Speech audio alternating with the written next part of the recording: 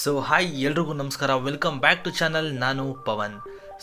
So ಇವತ್ತಿನ ವಿಡಿಯೋದಲ್ಲಿ ನಾನು ಕ್ಯಾಟ್ ಇಮೇಜ್ನ ಎಡಿಟ್ ಮಾಡ್ತಾ ಇದ್ದೀನಿ.